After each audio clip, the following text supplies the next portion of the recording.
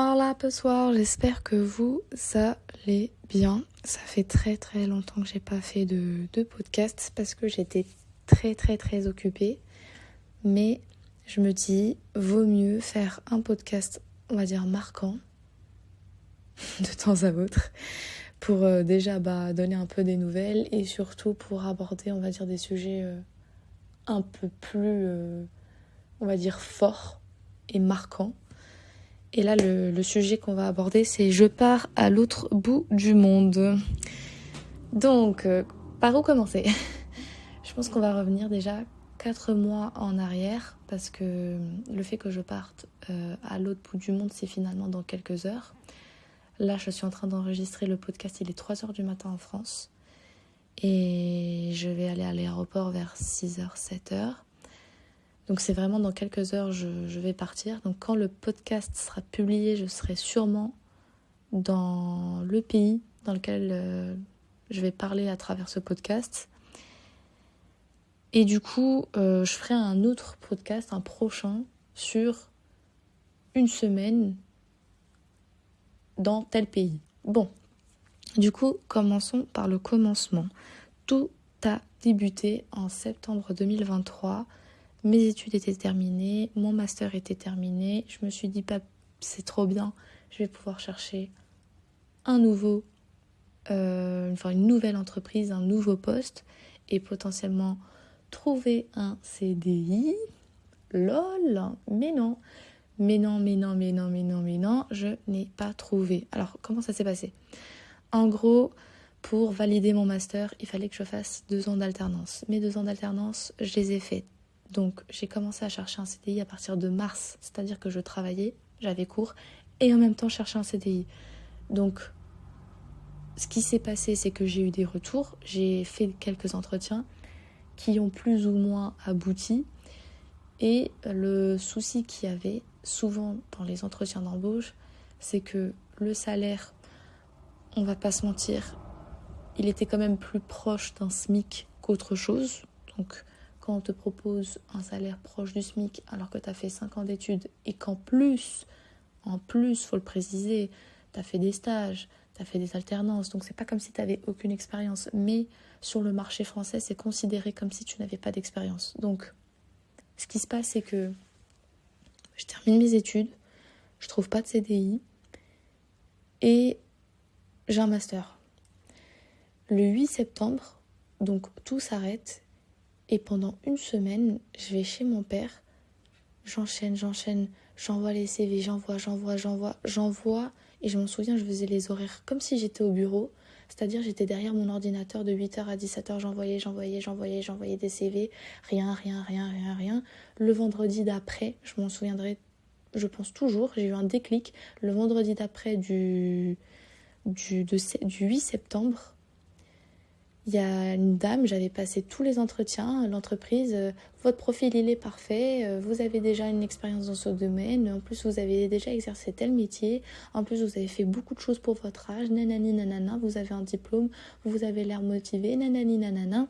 Le dernier entretien, alors que j'avais fait 4 entretiens avec la même entreprise, elle me dit, je suis désolée mais on va devoir dire non. Et j'ai demandé pourquoi, elle m'a dit, je suis désolée mais... Franchement, votre profil était parfait, je suis désolée. Elle n'a rien su me dire d'autre. Et là, je me suis dit, c'est bon, là, c'est du foutage de gueule. C'est du foutage de gueule. Vous savez quoi ? Les gens ne veulent pas de moi. Il n'y a pas de souci. Je vais trouver un endroit qui me correspond. Et là, m'est venu en tête le fait de partir. Donc, tout a commencé à partir de là. Enfin, faut le savoir. Donc, tout a commencé à partir du fait que j'ai terminé mes études, je cherche un CDI, je cherche depuis mars, je ne trouve pas dans mon domaine à moi, alors que j'ai des études dedans. Donc je me dis, moi à l'époque, je le vis très mal, j'en parle à personne, je continue ma vie et tout. Et ce qui se passe, c'est que le même jour, donc ce vendredi-là, le même jour, je suis sur Instagram, je regarde et tout, je regarde des photos et je vois une offre. Je vois une offre de serveuse dans un restaurant à Paris 15. Au culot, j'envoie un message. Et je dis, bonjour, j'espère que vous allez bien. Je me présente rapidement, je vous jure, hein, j'ai envoyé un message au culot sur les réseaux sociaux, sur Instagram. Jamais de ma vie, je me suis dit, le mec va répondre. J'envoie le message, j'explique que je parle même pas du marketing, de la publicité, je parle même pas de mon master. Je parle juste de mon expérience en tant que vendeuse en boulangerie. Et parce qu'en gros, j'ai travaillé 2 ans en boulangerie au début de mes études pour payer mes études. Mes 2 premières années, j'ai travaillé en boulangerie 7 jours sur 7. Et à côté, j'avais cours. Et du coup, la personne me répond. Elle me répond le samedi. Le dimanche, je lui réponds. Non, le dimanche, non, c'est même pas ça. Le vendredi, j'envoie un message. Le samedi, il me répond alors que j'étais en soirée. Le dimanche, je vais en entretien. Et le lundi d'après, je commence à travailler. Donc, dès le moment où je commence à travailler, je me dis, c'est bon, bingo. C'est le moment de... j'ai un travail. J'ai pas trouvé dans mon domaine, mais j'ai quand même un travail, donc je suis pas au chômage. Et en plus de ça, je vais essayer de trouver un moyen pour me barrer d'ici. Dans ma tête, c'était, il faut que je me barre d'ici parce que j'ai la sensation de stagner en France. J'ai la sensation de pas m'en sortir. J'ai la sensation de pas avancer dans ma vie. Donc, dans ma tête, je me dis, c'est le moment de partir. Et là, la question vient, je vais où? Donc, je me dis, bon, j'ai quand même fait quelques études et tout. Qu'est-ce que je pourrais faire? Donc je me dis, en vrai, le truc le plus simple qui pourra m'ouvrir le plus de portes, c'est de travailler dans un pays anglophone. De travailler dans un pays anglophone, et du coup, de là, je me dis, bon, qu'est-ce que je vais choisir? Donc il y a plusieurs choix qui dans ma tête se font. Donc de un, je pense à l'Angleterre. L'Angleterre, ça fait plus partie de l'Union européenne. Donc il faut un visa. Le visa, il faut attendre 6 à 9 mois. Je dis, vas-y, 6 à 9 mois, c'est trop long. Au-delà de ça, je vois les prix des logements, 1 200 €. Les prix quand tu dois travailler en Angleterre, il faut le savoir. Si, imaginons, je prétexte dans mon domaine à moi, ils me prendront jamais un CDI parce que j'ai pas le niveau d'anglais pour, déjà de 1. Et de 2, ils me prendront en stage. Ils me prendront en stage, je serai payée une misère. Donc, j'arriverai même pas à payer mon logement. Donc, je serai même pas rentable. Et j'avancerai même pas dans ma vie. Donc, c'est pas forcément la meilleure des idées. Et je risque de faire exactement le même métier que je suis en train de faire en France, qui est serveur. Donc, je me dis, ça m'apporte pas grand-chose. Je stagne. J'avance pas forcément. Donc, je me dis, bon, deuxième pays. Je pense aux États-Unis. Les États-Unis, c'est un peu le pays de tout ou rien. Donc, soit tu gagnes beaucoup, soit tu gagnes pas beaucoup. La classe moyenne, ça n'existe pas vraiment aux États-Unis, il faut le savoir. Ou en tout cas, c'est une petite minorité. Et du coup, pour l'avoir visité, pour avoir fait notamment Los Angeles en février dernier pour les vacances, on va dire l'ambiance, je me disais, bon, est-ce que je me vois y vivre? Et en réalité, non. Non, parce que là-bas, tu manges mal. Là-bas, la vie, elle est extrêmement chère. Tout le monde se déplace en voiture. C'est une qualité de vie qui est assez particulière. Ça plaît pas à tout le monde. Moi, je sais que ça me plairait pas. Parce que moi, j'ai besoin d'être dans un endroit où je peux me déplacer à pied parce que j'ai besoin de beaucoup, beaucoup marcher. J'ai besoin de beaucoup, beaucoup extérioriser. En plus, j'aime bien la nourriture. J'aime bien la bonne nourriture. Donc, je me vois pas spécifiquement vivre dans un pays où je sens que la nourriture, ça sera pas ouf. Donc on va dire c'est beaucoup de points négatifs. Et au-delà du fait que c'est beaucoup de points négatifs, pareil, aux États-Unis, il faut avoir un bon niveau. Et il y a aussi le fait qu'aux États-Unis, ton diplôme n'est pas reconnu. En fait, en gros, ton diplôme français, il est difficilement reconnu aux États-Unis. On te demande souvent de passer une année, tu vois, universitaire là-bas.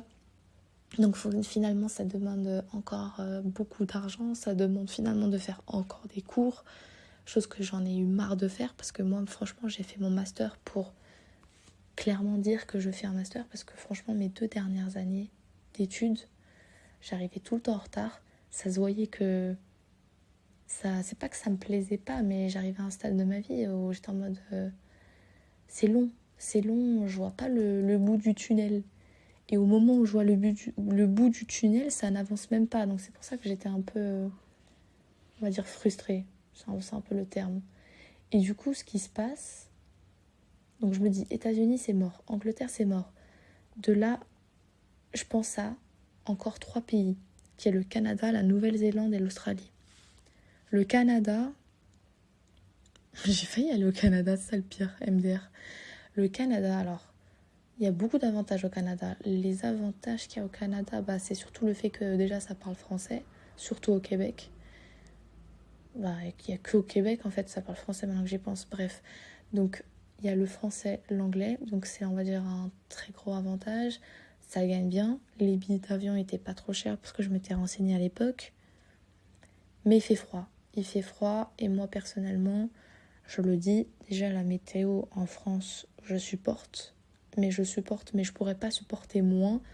Donc l'Angleterre, j'aurais supporté parce que franchement, pour avoir fait l'Angleterre, contrairement aux États-Unis, je me serais plus projetée dans un pays comme l'Angleterre que dans un pays comme les États-Unis parce que vraiment, l'Angleterre, il y a cette vibes, en fait, il y a une ambiance en Angleterre européenne qui me plaît. Il y a une ambiance, tu sors, il y a du monde, tu peux aller, au bout de 15-30 minutes, t'as tout d'accès, enfin, tout est facile, on va dire. Les gens, tout est facile, enfin, il y a beaucoup de choses à voir, il y a beaucoup de choses à faire, il y a beaucoup d'activités, il y a beaucoup de restaurants. En plus, il y a des restaurants du monde entier. Donc finalement, si par exemple j'aurais dû choisir entre les États-Unis et l'Angleterre, j'aurais choisi l'Angleterre pour le coup. Mais il y avait la question du visa. Donc l'Angleterre c'est mort, les États-Unis c'est mort, le Canada c'était mort à cause de la météo. Et il manquait plus que la Nouvelle-Zélande et l'Australie. L'Australie, gros désavantage, c'est que c'est à l'autre bout du monde. C'était le premier désavantage. Et le deuxième désavantage, c'est qu'il y a toutes les bêtes aussi du monde là-bas. Toutes les bêtes les plus meurtrières qui existent. T'as des serpents, t'as des araignées, je crois qu'il y a 80% des espèces en Australie. Ils savent même pas ce que c'est. Genre, bref. Et après, il y avait la Nouvelle-Zélande. Donc oui, juste pour continuer sur l'Australie, parce qu'il n'y a pas que des mauvais côtés. Il y avait aussi le bon truc en Australie, le très très bon truc qu'il y avait, c'est que tu te trouves un taf très facilement en Australie. Et tu peux gagner beaucoup. Beaucoup, beaucoup, beaucoup, beaucoup. On voit pas mal de vidéos sur les réseaux sociaux en mode des jeunes. Ils vont en mine, ils vont en ferme. C'est pas tous les métiers, hein, mais quelques métiers comme la mine, les fermes, tu gagnes 20 000, 30 000, certains 50 000 dollars en 6 semaines, voire en 12 semaines, et t'es nourri et logé. Donc, un truc de malade mental. Donc, pour épargner, c'est super. Pour tout ce qui est métier de la restauration, moi, quand je m'étais renseignée, en restauration, tu peux gagner 5 000 dollars à 8 000 dollars. Et ça, c'est sans les tips. Les tips sont pas obligatoires en Australie, mais de ce que j'avais compris, les gens sont quand même assez généreux là-bas. Ils sont capables de te donner 100 dollars comme ça, juste pour un dîner. Donc, je me disais, en vrai, serveuse, c'est le meilleur job. Déjà, pour le pratiquer en France, pour avoir un minimum d'expérience, pour après, si potentiellement je m'expatrie du coup à l'étranger, commencer par serveuse et après potentiellement, plus tard, tester mon domaine qui est le marketing, la publicité. Donc, je me dis, bon, l'Australie, il y a quand même certains désavantages, mais il y a des bons avantages sur le fait d'épargner, sur le fait d'évolution du métier, sur le fait de l'accessibilité, parce que c'est pas tous les pays où c'est facile de trouver un taf. Et l'Australie est l'un des seuls pays anglophones où c'est, on va dire, plus facile d'accès de trouver un job.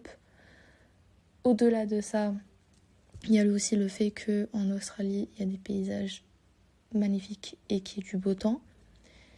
Et de là, il y avait aussi l'autre pays, du coup la Nouvelle-Zélande. Voilà, c'est ça. Pourquoi j'ai pas choisi la Nouvelle-Zélande ? Donc, la Nouvelle-Zélande, la grosse problématique qu'il y avait sur la Nouvelle-Zélande, parce que de base c'était le pays que je voulais faire, Pourquoi ? Parce qu'il y a beaucoup de verdure. C'est très... Comment dire ?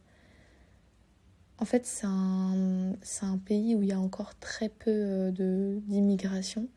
Et comme il y a très peu d'immigration en Nouvelle-Zélande, la plupart des ressources sont très naturelles. Donc je me voyais bien dans ce genre de pays. Et les paysages sont vraiment magnifiques. Et il n'y a pas d'animaux aussi dangereux comme en Australie, quoi, en Nouvelle-Zélande. Le problème, c'est que comme c'est un pays qui est pas très... Comment dire ? Où il n'y a pas beaucoup d'immigration, ça fait que, du coup, c'est beaucoup plus compliqué de trouver un taf, surtout qu'en Nouvelle-Zélande, il me semble qu'il y a un deuxième... il y a une deuxième langue, je sais plus c'est quoi le nom exact, mais il y a une deuxième langue qui fait que c'est un peu la langue, on va dire, natale du pays. Et du coup, l'anglais est un peu en mode deuxième langue, ce qui fait que je me suis dit, peut-être que ça risque d'être compliqué parce que c'est un peu trop dans les terres. Et au-delà du fait que c'est un peu trop dans les terres, je me suis dit, ça risque d'être un peu plus compliqué de trouver un taf. Et quand j'avais fait des recherches, je m'en souviens à l'époque sur Internet, j'avais vu en Nouvelle-Zélande, il n'y avait qu'une offre de poste. Une seule, sur tout le pays. Alors que l'Australie, il y avait quoi ? Il y avait 300 offres juste pour une ville. Donc je me suis dit, en vrai, c'est dangereux si je vais dans un pays comme la Nouvelle-Zélande. Parce que peut-être qu'il y a beaucoup... Enfin, on va dire que ça risque d'être plus compliqué à trouver. Et en plus, des vidéos que j'avais entendues ou que j'avais vues, tout le monde disait que c'était très compliqué la Nouvelle-Zélande, que c'était un beau pays, mais que c'était compliqué quand t'es un étranger, quoi. Parce qu'il n'y a pas beaucoup d'immigration dans ce genre de pays. Du coup, je me dis, ok, on est mi-septembre, je me dis, je pars sur l'Australie. Je me dis, c'est un pays quand même qui est à l'autre bout du monde, donc je risque de payer super cher les billets d'avion. C'est la première chose qui m'est passée par l'esprit. Donc je commence à faire les comptes et tout, et je me dis, ok, est-ce que ça va le faire ? Donc ce qui se passe, c'est qu'on est mi-septembre, donc je travaille en tant que serveuse à Paris 15, tout se passe bien et tout. Et là, je me dis, va falloir que je réfléchisse, on va dire, stratégiquement et intelligemment. Donc, j'avais pas encore touché mon salaire. Je me disais, bon, on va voir combien je vais toucher à la fin du mois. Parce que j'avais même pas osé poser la question combien j'allais toucher. Enfin, j'avais même pas osé faire les calculs, rien. Et ce qui s'est passé, c'est que comme mon alternance avait terminé, j'avais reçu mon solde tout compte à la fin du mois de septembre. Donc, à la fin du mois de septembre, j'avais touché la paye de mon alternance, vu que j'avais arrêté le 8. J'avais reçu mon solde tout compte au bout des 2 ans. Et j'avais reçu aussi le salaire du coup de Paris 15. Et en gros, mon solde tout compte l'alternance, j'étais à 2200. Donc les 2200, ils sont partis pour les cours. Donc j'ai pris 2 mois de cours pour janvier et février. Les cours que le matin pour déjà améliorer un peu plus l'anglais. Donc j'ai pris 2 mois. Après, à Paris 15, j'étais pas payée beaucoup. À Paris 15, j'étais payée quoi J'étais payée 1000. J'étais pas payée beaucoup. J'étais payée 1000. Et même pas parce que j'ai commencé mi-septembre. Donc j'étais même pas payée 1000. Je devais être payée 500, 600, quelque chose comme ça. Donc ce qui s'est passé, c'est que je m'en souviens juste qu'à la fin du mois de septembre, j'avais réussi à payer mes 2 mois de cours, l'assurance, parce qu'il faut que tu prennes une assurance quand tu vas en Australie. C'est une assurance tout risque. Moi, j'ai pris Chapkra.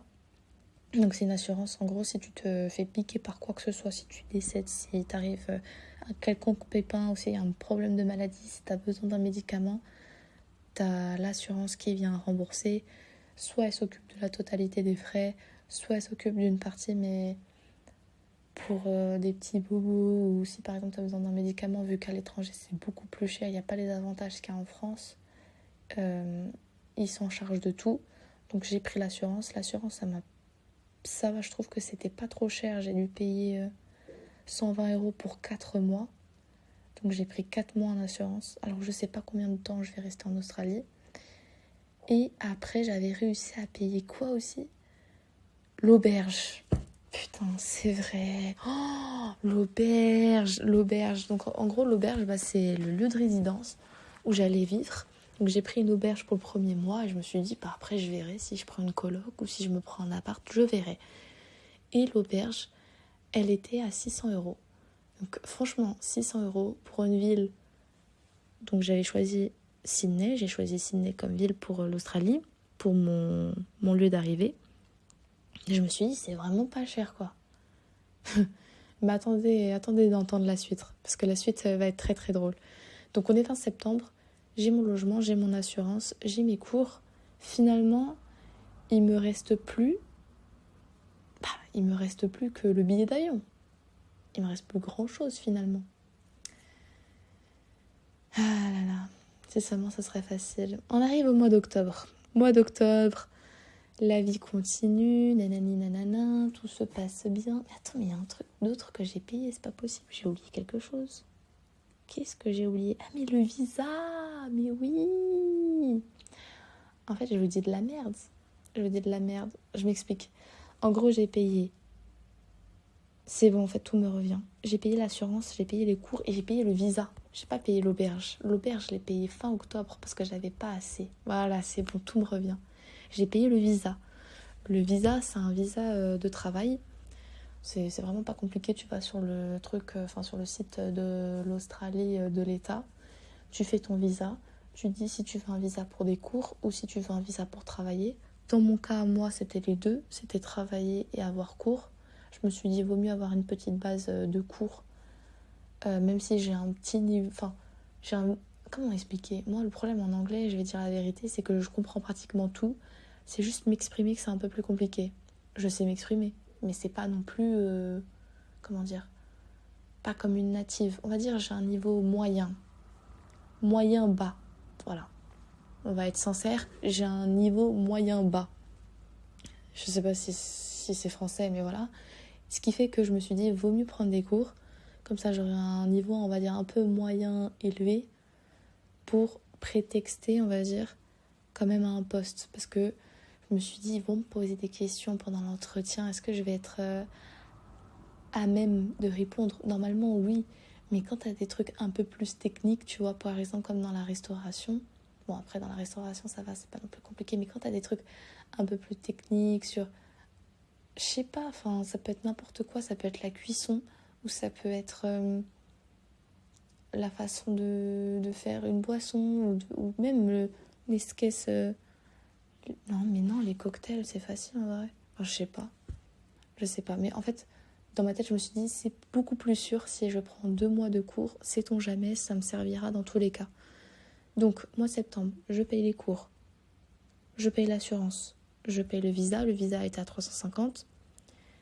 En octobre, vu que j'avais tout liquidé à la fin du mois de septembre, le salaire du mois d'octobre me permet de payer l'auberge. Et là, en fait, ce qui se passe, pour être très sincère, on arrive fin octobre. Oh là là! C'est là où ça devient intéressant l'histoire. On arrive fin octobre. Le truc, c'est que vous allez vous dire, mais en vrai, t'es bien parce qu'on est fin octobre et t'as déjà tout payé. Il te reste plus que le billet d'avion. Oui, mais non. Pourquoi? Parce qu'en fait, en Australie, on recommande, si vous voulez, pour les personnes, quand vous venez avec un PVT, donc un permis de travail, on vous conseille d'avoir un certain montant dans votre banque. Et moi, le truc, c'est que pendant 2 ans, j'ai rien économisé, je le dis honnêtement, j'ai fait que voyager. J'ai fait Los Angeles, j'ai fait un road trip au Portugal, j'ai fait quoi? J'ai fait Amsterdam, j'ai fait la Belgique, j'ai fait l'Allemagne. Enfin bref, j'ai fait que voyager. J'ai fait que ça. Je suis allée au ski aussi, je m'en souviens. Je suis allée à Marseille aussi. Enfin bref, je n'ai fait que voyager. Je crois que cette année, je suis allée 5 fois au Portugal. 5 fois. Genre, c'est énorme. Énorme. Je suis allée 5 fois. Donc, je suis allée en début d'année, je suis allée en avril, je suis allée en juillet, je suis allée à Noël. Et je crois que je suis allée même, je sais plus, pas en septembre, mais en mars. Je sais plus. Non, je suis allée 4 fois du coup. Attends, début d'année, avril, juillet. Et décembre, je suis allée 4 fois, mais c'est quand même énorme. Je suis allée 4 fois au Portugal. Enfin bref. Tout ça pour dire que je n'ai pas gaspillé. Ne faites pas ça, ne faites jamais ça au passage. J'ai tout gaspillé pendant mes 2 ans d'alternance, ce qui fait que j'avais aucune économie de côté. Ce qui fait que tout ce que j'étais en train de payer, que ce soit tout la fin du mois de septembre, tout la fin du mois d'octobre, en fait, tout ce que je touchais, c'était pour donner. Et fin octobre, je me dis, en fait, je vais être dans la merde. Parce que j'ai pas payé mon billet d'avion, il me faut 3 500 € sur le compte. Et j'ai pas. Donc il faut que je me trouve un deuxième job. Et là, je fais appel à l'une des meilleures personnes au monde, ma mère, qui a un réseau de malades mentales. Je n'ai jamais vu une femme qui a un réseau de malades comme elle. Donc elle, c'est simple, elle connaît tout le monde. Elle connaît forcément quelqu'un qui a besoin de quelque chose. Elle connaît tout le monde. Je ne sais pas comment elle fait, mais elle connaît tout le monde. Si quelqu'un cherche un boulot, appelez-la. Moi, personnellement, j'ai proposé à ma mère, je lui ai dit, ah, ma meilleure amie, elle cherche un job sur ça. Elle lui a trouvé. Je vous jure, c'est pas une blague. 3 ans plus tard, j'ai dit, ah, ma meilleure amie, elle cherche toujours un job dans finalement tel domaine. Elle lui a trouvé. Genre, ma meilleure amie, ses 2 premiers jobs, c'était grâce à ma mère. Tellement elle a un réseau de malades. Enfin bref. Tout ça pour vous dire que faites appel à votre réseau. Parfois, finalement, votre travail, il est juste à côté.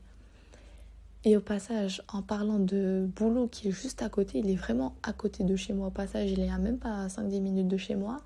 Donc, je trouve un deuxième job grâce à ma mère, grâce à un pote de ma mère. De là, on arrive à novembre.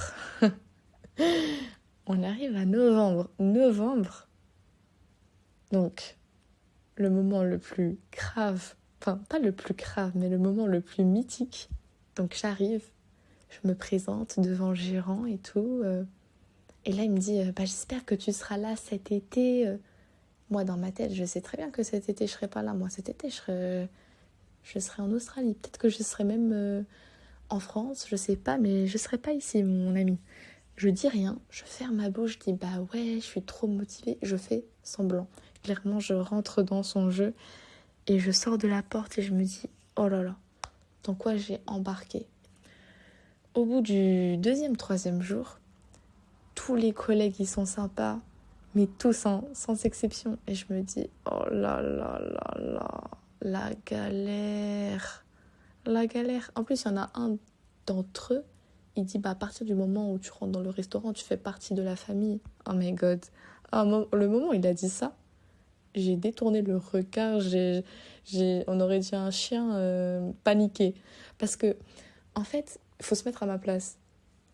Moi, ça fait, comment dire, j'essaie de trouver un taf, je trouve pas, je redouble d'efforts. Du coup, je taffe dans 2 métiers qui de base ne sont même pas mes secteurs de métier.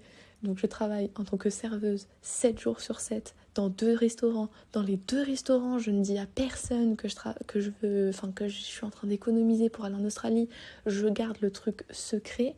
Et là, c'est la première fois, on va dire, où je sens qu'on me teste. Genre en mode, est-ce que tu vas rester ou pas? Alors que dans l'autre restaurant, le patron il était en mode chill, il était en mode tu travailles bien, on te garde, mais jamais il y a eu question de on te fait un contrat ou on te garde sur le long terme, parce que c'est vraiment un mec, il est en mode chill, il se prend pas la tête. Donc bon, il y avait juste ma collègue avec qui je travaillais le midi qui m'avait dit elle m'avait pas mal le premier jour elle m'avait pas mal questionné, genre en mode t'as travaillé combien de temps en boulangerie, et du coup t'as fait quoi avant? Et là j'avais un peu bidouillé, je m'en souviens, je sais même plus ce que j'avais dit, j'avais bidouillé parce que je voulais pas qu'elle crame que j'avais fait des études, je sais plus, j'avais inventé un pipeau, je sais même plus ce que je lui avais sorti, et c'est passé.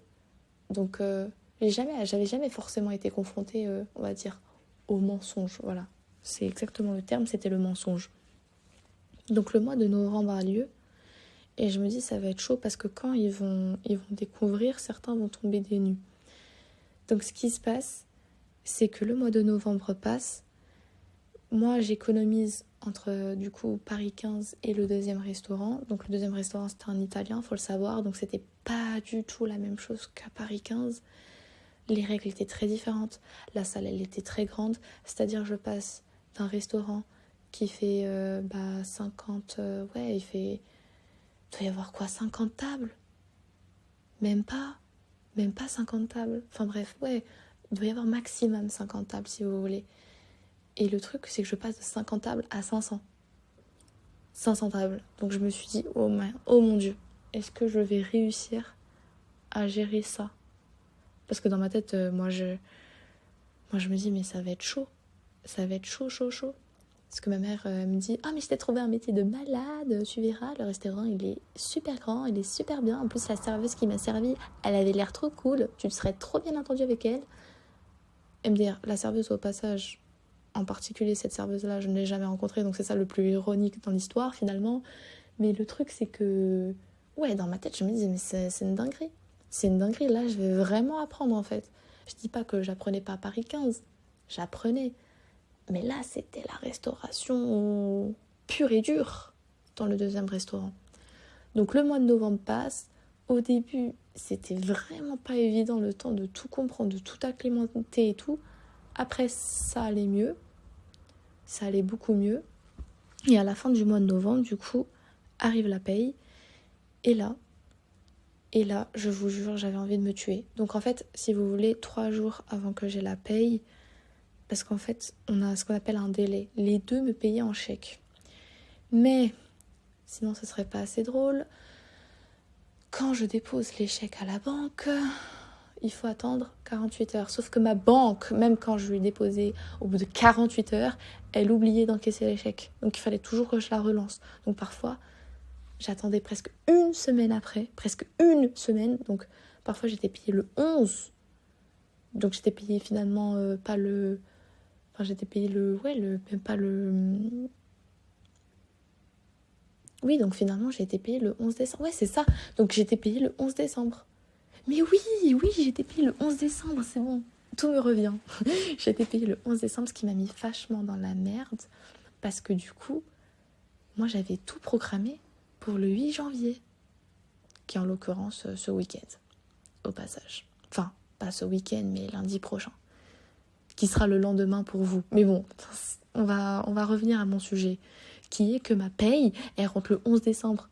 C'est une honte. Enfin bref, c'est pas une honte, mais du coup ça m'a mis dans la merde sur plein de choses. Ça m'a mis dans la merde parce que je pouvais plus payer ma carte Navigo. Au passage, carte Navigo que j'ai payée tous les mois, 80 €. Et moi je vous le dis honnêtement, dans ce podcast, le mois de décembre, qu'est-ce que j'ai frôlé? J'ai frôlé le métro, telle une indigne française que j'ai été. Et j'assume totalement. Déjà je suis payée le 11, comme une mendière là.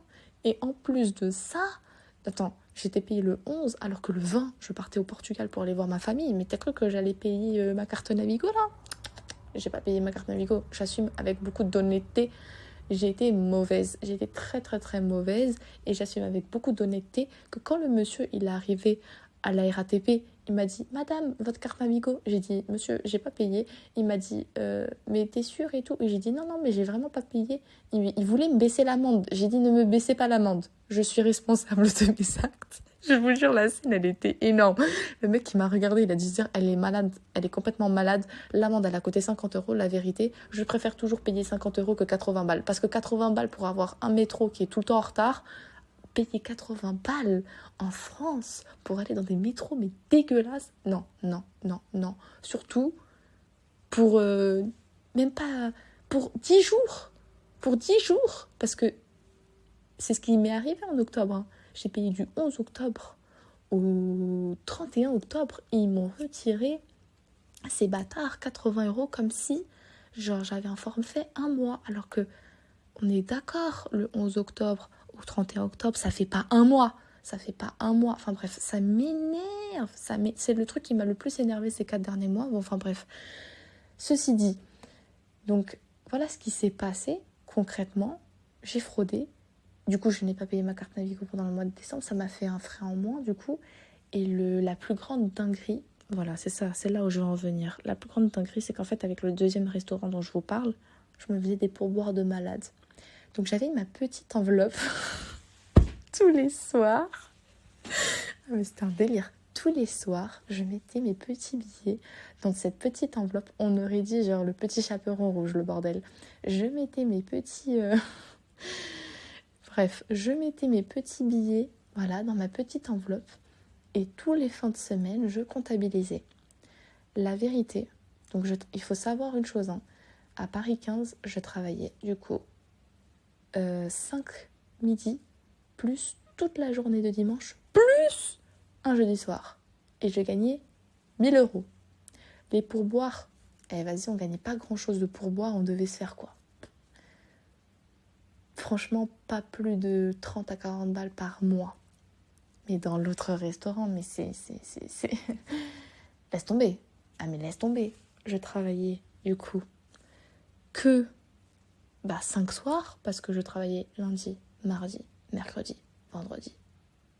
Et le samedi soir, je travaillais que 5 soirs. Et je gagnais 800. Je gagnais 800 sur le compte. Mais il n'y avait pas les pourboires qui étaient compris. Et les pourboires, je me suis fait 300 à 400 € de pourboires par mois. 300 à 400 € de pourboires, c'est comme si j'avais un 3e salaire. Mais c'est énorme, c'est énorme. Ils se font un fric de malade mental, je me suis dit. Non mais vraiment, je me suis vraiment dit, mais en fait, ils se font un fric de dingue. Enfin bref, tout ça pour dire que les serveurs gagnent bien. Certains serveurs gagnent bien, faut le savoir. Si vous êtes dans un restaurant qui gagne mal, changez de restaurant. Il y a des restaurants qui franchement, qui rentabilisent de ouf. Enfin bref, revenons au sujet. Donc on arrive à la fin du mois de novembre. Ouais, fin du mois de novembre, début du mois de décembre, parce qu'on est en décembre, j'ai touché la 2e paye. Et en fait, mes 2 payes, et ça m'a fait vraiment mal, ils sont pratiquement partis sur... Enfin non, j'ai réussi à mettre de côté. Mais si vous voulez, la paye de Paris 15 m'a permis de payer juste le billet d'avion. Voilà, donc c'était ma dernière dépense que j'avais à faire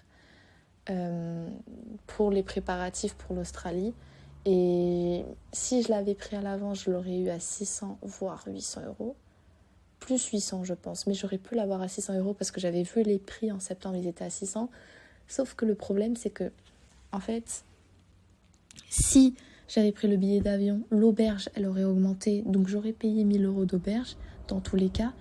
Et dans l'autre sens, si j'aurais pris l'auberge, je l'aurais pas eu à 600, je l'aurais eu à un autre prix. Enfin bref, tout ça pour vous dire que, en fait, si j'aurais pris l'auberge ou l'avion, dans tous les cas, en fait, les deux auraient augmenté 2 ou 3 mois plus tard au niveau du prix. Donc je me suis bien fait avoir.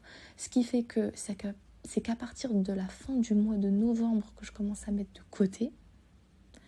Là, je mets de côté. Pareil, mois de décembre, je mets de côté. Entre les pourboires, le salaire n'arrive pas. Mais dinguerie. Ah oui, le salaire n'arrive pas. Et il n'y a même pas que ça. Le salaire de 1 n'arrive pas. Non, ça, c'était le salaire du mois de novembre. Oui, le salaire du mois de novembre, il a du mal à arriver. Et c'est pour ça que j'ai tout touché un peu tard. J'ai tout touché début décembre, donc j'ai payé le billet début décembre. C'était ça le bordel. Mais j'ai réussi à mettre de côté. Et le plus gros dilemme, on va dire, du mois de décembre était d'annoncer, c'était ça ma plus grande hantise, c'était d'annoncer aux 2 restaurants que je partais définitivement. Et là, on en arrive à l'étape de c'est la fin et c'est les au revoir. Parce que au-delà du fait que je disais aux 2 restaurants que je partais, il y a aussi le fait que moi, de mon côté, j'arrêtais de mentir, de 1, donc j'étais délivrée. De 2, il y avait aussi le fait que, en vrai, ça me faisait du mal parce que je me suis attachée à certaines personnes d'un restaurant et de l'autre restaurant, donc ça m'était un peu mal à l'aise. Et au-delà de ça, il y avait aussi, c'était un mois, on va dire, assez complexe parce que je faisais un peu mes au revoir à tout le monde finalement. Donc c'était pas le mois le plus évident. Et en plus, comment dire, vu que c'est le dernier mois, t'es un peu en mode, c'est la dernière fois que je fais ça, c'est la dernière fois que je parle assis, c'est la dernière fois que je nanani. C'était très particulier tout le mois de décembre, très très particulier. En plus, t'as les fêtes, j'ai vu ma famille, donc ils m'ont tous plus ou moins soutenu sur la chose. Mais c'est vrai que c'était pas un mois, comment dire, émotionnellement, c'était pas évident. Et au-delà du fait qu'il y avait le stress de l'argent, parce que je m'étais finalement... Enfin, on va dire les 4 derniers mois, j'ai géré, j'aurais pu gérer les choses autrement, j'aurais pu, pendant ces 2 dernières années, économiser. J'ai pas fait les choses comme ça, c'est pas grave, je regrette pas en aucun cas, j'ai voyagé, j'ai profité. Et il y a une leçon, il y a une morale à retirer de tout ça. Mais ce que je veux dire par là, c'est que ces 4 derniers mois ont été très intenses, très rapides et incroyables. Incroyables à la fois, parce que ça t'apprend énormément sur l'esprit humain. Travailler 7 jours sur 7, je l'avais fait il y a 5 ans. Mais il y a 5 ans, j'avais 19 ans. J'avais 19 ans et j'avais réussi à travailler. C'est là où je me dis, je vois plus les choses de la même manière, parce que à 19 ans, j'ai travaillé pendant 2 ans, 7 jours sur 7. C'est-à-dire, j'ai tenu 2 ans à travailler 7 jours sur 7. J'étais une malade mentale. Et je me suis évanouie de fatigue. Et ma mère, elle a dit, t'arrêtes de travailler. Et j'ai arrêté. Et là, j'ai fait 2 mois, mais j'étais morte. J'étais malade, mais comme un chien le dernier jour. J'étais malade, je toussais, j'avais le nez qui coule. Et je sais que c'était en partie dû à la fatigue. Parce que j'étais extrêmement fatiguée. Mais extrêmement fatiguée, j'étais morte. Et quand je suis fatiguée, je chope tout. Je chope toutes les maladies. Ce qui fait que là, j'ai tenu 2 mois, mais franchement, les derniers jours du 2e mois, j'avais du mal à tenir, surtout avec le premier restaurant, plutôt qu'avec le 2e, parce que j'avais plus d'affinité avec le 2e restaurant qu'avec le premier. Mais ouais, c'est quand même une expérience qui m'a marquée de ouf. En tout cas, ce que je peux vous dire pour terminer ce podcast, c'est que j'ai vécu cette expérience, mais fois 1000, dans le sens où je me suis tellement donnée pour l'Australie, pour ce projet. J'espère que ça se passera bien, parce que franchement, si j'ai travaillé autant pour pas que ça se passe bien quand je vais arriver à l'autre bout du monde. Non, en vrai, même si ça se passe mal, c'est pas grave, c'est la vie, on apprend. Mais je vois toutes les concessions que j'ai fait pour ce projet et je vois que je me suis battue jusqu'au bout. Je sais même plus parler français avant de partir. Je me suis battue jusqu'au bout et surtout j'ai réussi à atteindre mon objectif qui était les 3500 et finalement je suis au-delà des 3500. Bon, après j'avoue j'ai eu un peu d'aide de la famille, mais moi dans ma tête je partais du principe que je n'aurais pas l'aide de ma famille. Parce que je pars du principe dans la vie qu'il faut savoir se démerder seul. Même si les circonstances font que c'est difficile, il y a toujours une solution, il faut toujours trouver un moyen, il faut toujours savoir rebondir. Et la morale de cette histoire, c'est vraiment si vous avez un rêve, si vous avez un projet, si vous avez des bâtons sur les roues. Moi je vous le dis, 10 jours, là, le lendemain de Noël, mon logement est annulé. J'ai trouvé un autre logement 3-4 jours avant de partir. Ça m'a mis dans un stress pas possible, mais j'ai trouvé la solution. Je sais pas si je vais être remboursée par le premier, c'est une histoire de malade mental. Mais bon, je vais même pas parler sur ça parce que ça m'a rendu ouf ces 5 derniers jours. Mais ce que je veux dire par là, c'est que on te met des bâtons dans les roues. Le plus important, c'est toujours de trouver une solution, toujours rester positif, toujours essayer d'avoir la tête dans les épaules, parce que si tu te laisses submerger par le fait qu'on te met des échecs dans la vie, tu vas jamais avancer. Tu vas dire on me met des échecs, j'ai pas de chance, j'abandonne. Oui mais non, en fait, si t'abandonnes, tu vas jamais avancer dans la vie. Donc la vérité, vas-y, réfléchis pas, vas-y. Si t'as un projet, si t'as un rêve, fonce, réfléchis moins et agis plus. Et je pense que c'est la morale de l'histoire. Et la morale de l'histoire veut dire aussi que si vous n'avez pas de thunes, si vous n'avez pas de l'aide, moi mes parents, je le dis avec beaucoup d'honnêteté, mes parents ils gagnent bien, mes parents ils m'ont aidé. Mais moi je suis partie du principe que mes parents ne m'aideraient pas. Pourquoi ? Parce que dans sa tête, il faut se mettre en comment dire, il faut se dire que un jour ils seront plus là et un jour ils m'aideront plus. Et si je prends conscience de ça dès le début, si je prends conscience que je dois me démerder par moi-même, toute seule, mentalement je serai déjà plus forte.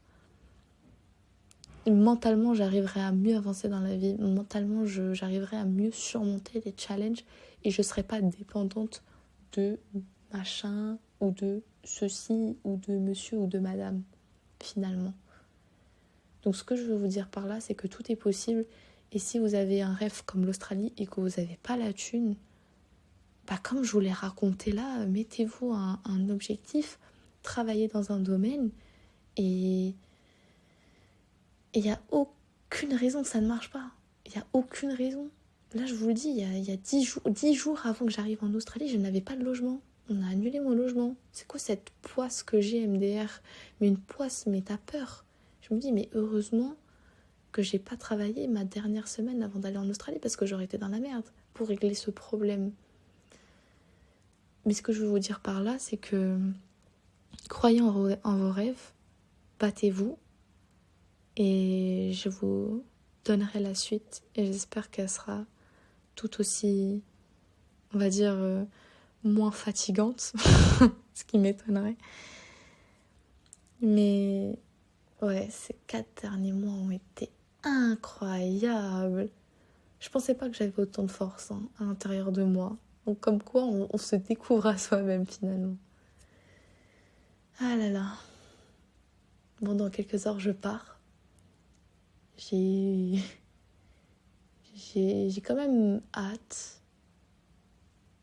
J'ai vraiment hâte.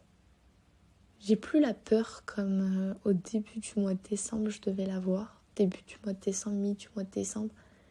Je faisais que pleurer, j'avais que peur. J'étais pas bien, on n'arrêtait pas de me conseiller.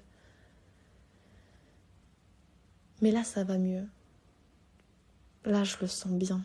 Je le sens très très bien. Là, comme j'arrête pas de ressasser, de parler de ça.